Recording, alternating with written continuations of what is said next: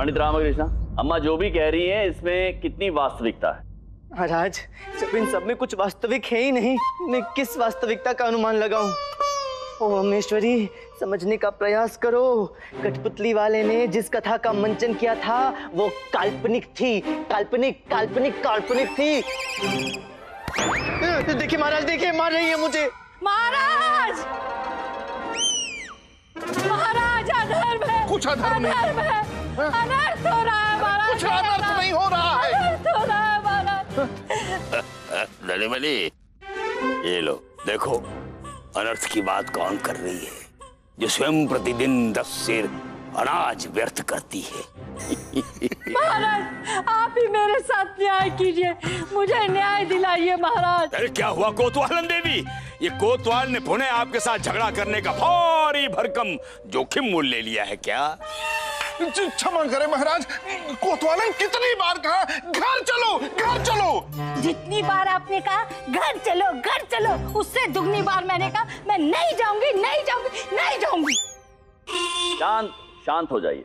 कोतवाल, आप शांत रहिए, इन्हें बोलने का मौका दीजिए। कहिए कोतवालन, क्या हुआ है आपके साथ?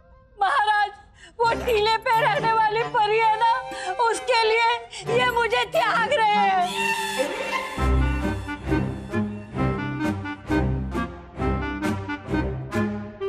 टीले पर रहने वाली परी? महाराज, आप निश्चिंत रहिए, हम अभी सैनिकों को भेजकर ज्ञात कराते हैं कि वो परी कौन है। महामंत्री जी, उसकी कोई आवश्यकता नहीं है। कोतवालन, परियां टीले पर नहीं, अभी तो कथाओं में वास करती है। हाँ। महाराज, मैं इसे यही समझाने की कोशिश कर रहा हूँ कि अरे कथा है, कथा है, लेकिन ये मानने को तैयार नहीं है महाराज। कथा है, कथा, वहां जाके बैठे क्यों रहते हो? मानो कैसे? धनीमणि, यदि टीले पर कोई परी होगी भी तो वो हमें छोड़कर कोतवाल के पास क्यों जाएगी? ये कोतवालन को अवश्य कोई भ्रम हो गया है, अपने पति को अधिक योग्य समझने लगी। हाँ गुरुजी, भ्रम तो हो गया है, किंतु आपको, वो भी टीले वाली परी का। कोतवाल, आप अपनी बात विस्तार से बताइए। महाराज, एक कोतवालन ने आज बाजार में कठपुतली का खेल देख लिया।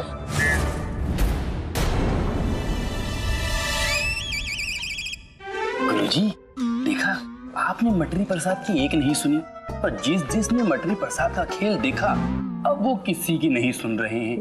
कहा था ना, मेरी बात मानिए। अब महाराज, उस खेल देखने के बाद वो जो कठपुतली कथा के जो नायक है वो टीले पर रहने वाली परी के प्रेम प्रसंग में पड़ गया, और महाराज उसने उसके कारण अपने परिवार को त्याग कर उसके साथ रहने चला गया। कोतवाल, ये नायक कहाँ चला जाता है?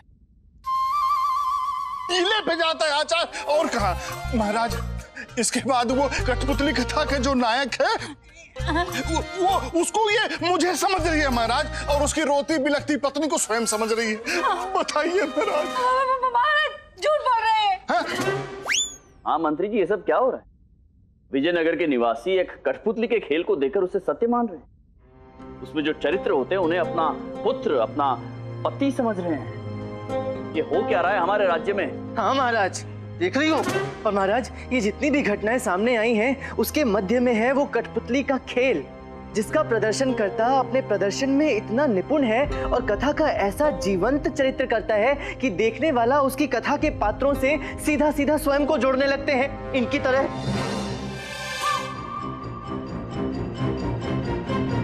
महाराज, मैं अपने 9 बच्चों को घर पे अकेला छोड़कर आपसे न्याय मांगने आई हूँ। आप मेरे साथ न्याय कीजिए। अवश्य न्याय मिलेगा आपको, और इन्हें न्याय तभी मिलेगा जब इनकी समस्या का समाधान मिलेगा। पंडित रामकृष्ण। महाराज, मैं तो ये सोचकर चिंतित हूँ कि जो अपनी कला का उपयोग बला की भांति कर सकता है, वो और क्या क्या कर सकता है। महाराज, हर समस्या का कोई ना कोई हल किसी ना किसी के पास अवश्य होता है। जैसे आज की समस्या का हल हमारे पास है।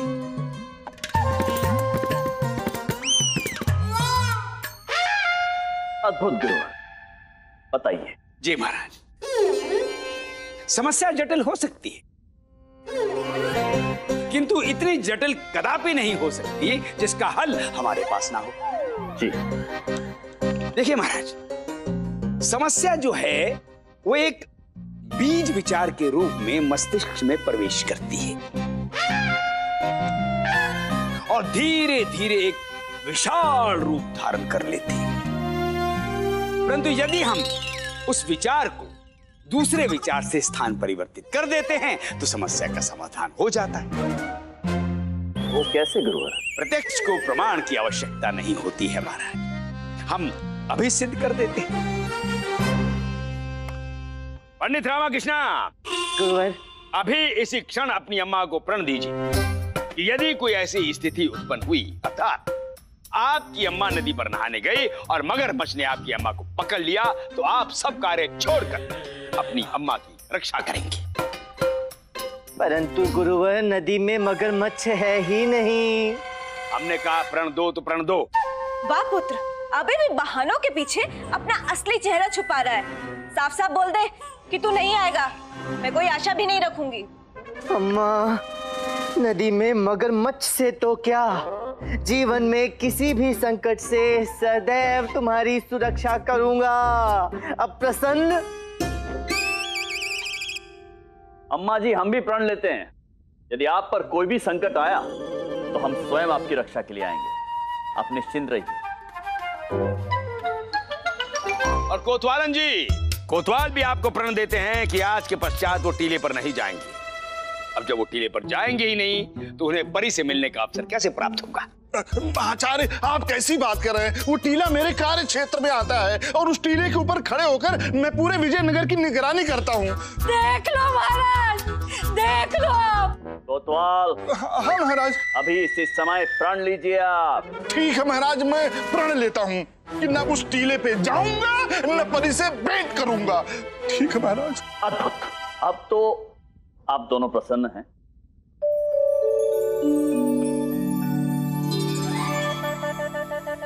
हो गया समस्या का समाधान।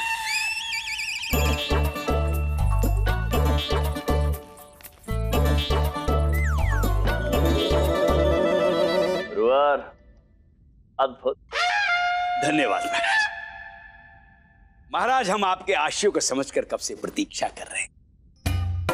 हम जानते हैं कि आप हमारे न्याय से अति प्रसन्न हैं और आप हमें पुरस्कृत करना चाहते हैं। गुरुवर, हम विचार कर रहे थे कि ऐसे सजीव कठपुतली के खेल का चित्रण करने वाले कलाकार से हमें भेंट करनी चाहिए। हम भी तो देखें आखिर ऐसा क्या जादू है। अवश्य महाराज, अवश्य, परंतु पहले आप हमें वो पुरस्कृत। मंत्री जी, महाराज, उस कठपुतली वाले को राज्य की ओर से निमंत्रण भेजा जाए, उन्हें यहाँ पर आमंत्रित किया जाए और कहा जाए कि हमारे समक्ष वो अपनी कठपुतली का खेल प्रदर्शित करें। और हाँ, इसकी सूचना हमारी महारानियों को भी दे दीजिएगा। महाराज, पहले हमारा पुरस्कार। महाराज, मेरे सुझाव में हमें ऐसा नहीं करना चाहिए। क्यों पंडित रामकृष्ण? हमारी महारानियों का भी मनोरंजन हो जाएगा। महाराज, यदि कहीं गलती से उस कठपुतली वाले ने फिर से वही टीले वाली परी की कथा सुनाई और दोनों महारानियों ने उस कथा के नायक को आपको समझ लिया, तो फिर तो हमारा पुरस्कार स्थगित किया जाए। महामंत्री जी, महाराज, कठपुतली वाला हमारे राज दरबार में तो क्या, राज्य के आसपास कहीं नहीं दिखाई देना चाहिए। जी देखिए महाराज, हमने अम्मा को, कोतवालन को न्याय दिया है, परंतु हमें पुरस्कृत नहीं किया गया। हम न्याय मांगने कहां जाएं? महारानी चिन्ना देवी की जय, महारानी तिरुमलंबा की जय, महारानी चिन्ना देवी की जय।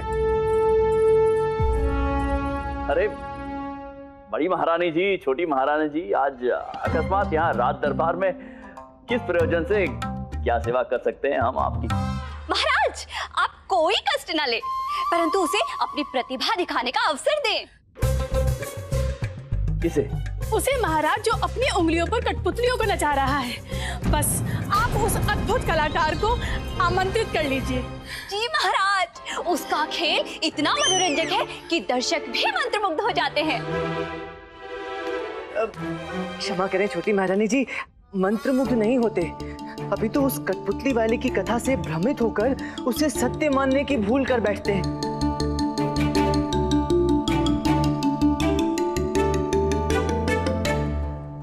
परंतु पंडित रामकृष्ण, इसका निर्णय तो खेल देखने के बाद ही होगा ना। महाराज, हम उस कठपुतली का खेल देखने के लिए बहुत ललायित हैं। कैसी बात कर दी आपने? हमने तो पहले ही उन्हें आमंत्रित कर दिया है यहाँ पर प्रदर्शन दिखाने हेतु, है ना पंडित रामकृष्ण? धन्यवाद महाराज। जी धन्यवाद। चलिए। हम पुरस्कार कर रहे हैं और महाराज हमारी बात ही नहीं सुन रहे। पंडित रामकृष्ण, महाराज, हमारी दोनों रानियां कठपुतली का खेल देखना चाहती हैं। अब हम क्या करेंगे? महाराज, अब हम क्या करेंगे? जो भी करना है वो कठपुतली वाला ही करेगा। बस ईश्वर से प्रार्थना कीजिए कि दोनों महारानियां उसका खेल मात्र देखें, उससे प्रभावित होकर उसमें फंस न जाएं। अन्यथा आपके लिए तो संकट उत्पन्न हो जाएगा महाराज। जी जी महाराज।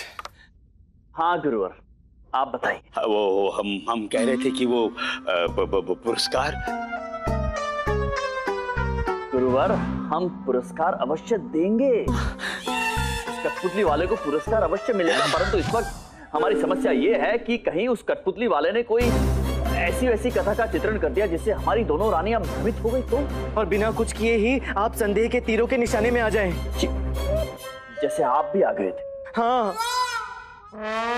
हमारा पुरस्कार। महाराज, पंडित रामकृष्ण, आप ये क्या कहना चाहते हैं? आज हम जो चाह रहे हैं वही तो कब से कह रहे हैं कि हमारा महाराज, एक उपाय है जिससे सर्प भी मर जाएगा और लाठी भी नहीं टूटेगी।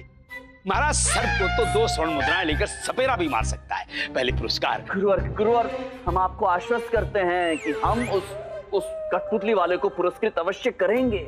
महाराज, हम उसे नहीं, स्वयं को पुरस्कृत कर। गुरुवर, एक क्षण के लिए आप शांत हो जाइए।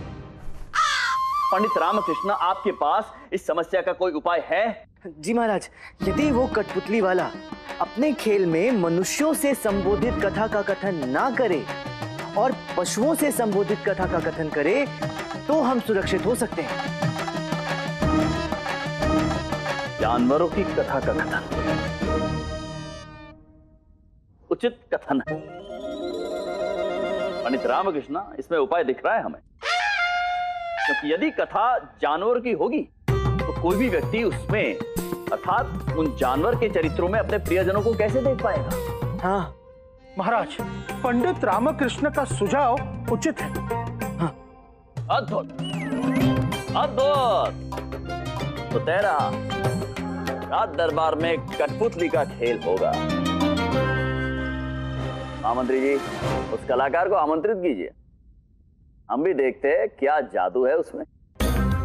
और आप सभी को भी हम आमंत्रण देते हैं, अपने परिवारजनों को जो भी रात दरबारी बुलाना चाहे वो बुला सकता है। अद्भुत। आज की सभा यहीं समाप्त होती है। महाराज कृष्णदेव राय की, महाराज कृष्णदेव राय की, महाराज कृष्णदेव राय की। महाराज, हमारा पुरस्कार। महाराज, हमें पुरस्कार दिए बिना चले गए। तो कोई बात नहीं, ये लीजिए। गुरुजी, आपने देखा, ये कलयुग है, कलयुग। ये युग न किसी का भला करने का है और ना नहीं न्याय करने का। ठीक तो है गुरुजी आप। ईश्वर ने उस कठपुतली वाले के रूप में हमारी कठिनाइयों का हल दिया है। हम इसका भरपूर उपयोग करेंगे। उंगलियां उसकी चलेंगी, परंतु खेल वो चलेगा जो हम चाहेंगे।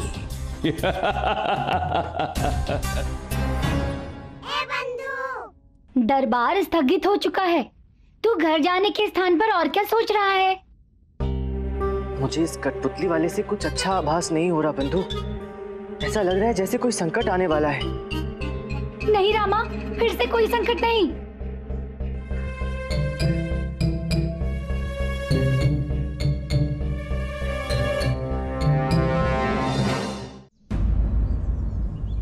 मछली प्रसाद,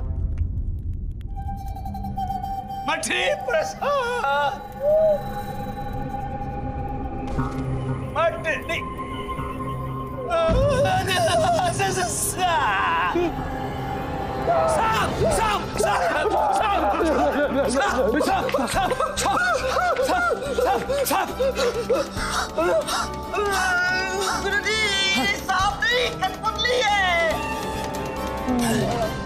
सांप वाली कठपुतली भी होती है।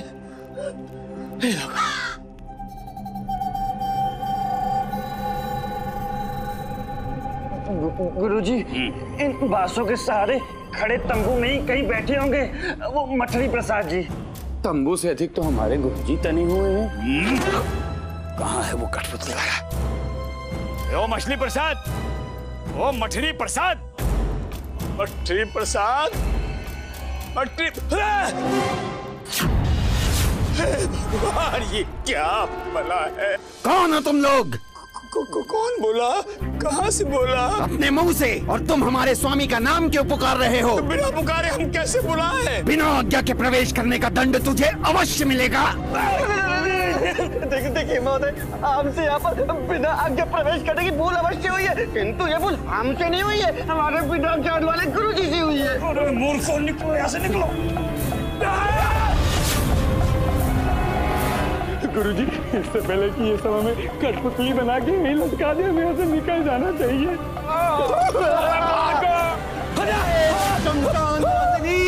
तेरे लिए बलि का प्रबंध हो गया है। स्वयं बलि चलकर तेरी चौखट तक आई है। जो पसंद आए ले लेना।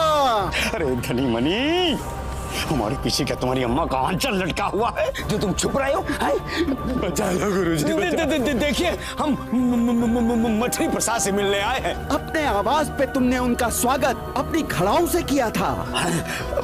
देखिए, हमने उन्हें पहचानने में जो भूल की थी, वो भूल आप क्यों कर रहे हैं?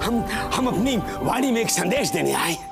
मछली प्रसाद, यदि सामने आओ तो हम तुम्हें एक ऐसी योजना बताएंगे जिसमें तुम्हारा बहुत बहुत लाभ होगा। किसका लाभ और कैसा लाभ गुरुवर तथाचार्य? मछली प्रसाद, दे ताली। अरे ताली वाली भूल जा मछली प्रसाद, ताली बाद में लेना। सर्वप्रथम हमारी बात ध्यान से सुनो।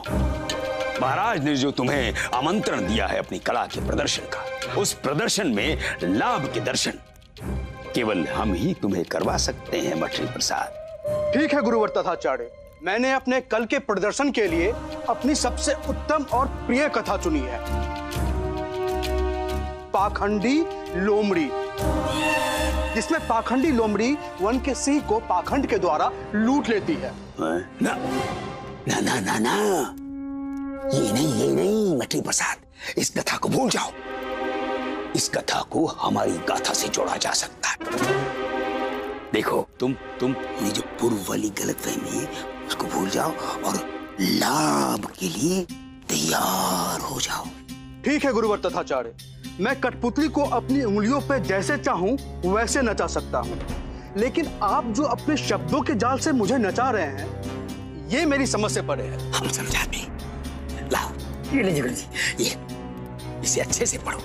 तुम अपनी लोमड़ी वाली कथा को भूल जाओ, इसे पढ़ो। ये कथा हमने लिखी है। बस मछली प्रसाद, इस कथा का ऐसा मंचन करना कि देखने वाले भूल जाएं, परंतु वो इस कथा को कभी ना भूले।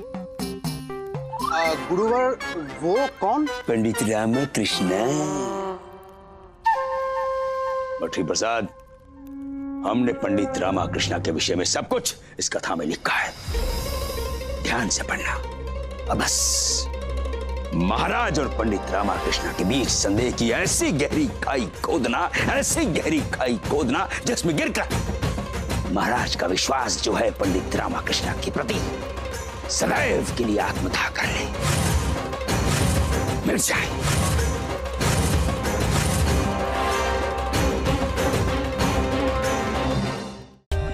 For more updates, subscribe to our channel, click the show links and enjoy watching the videos.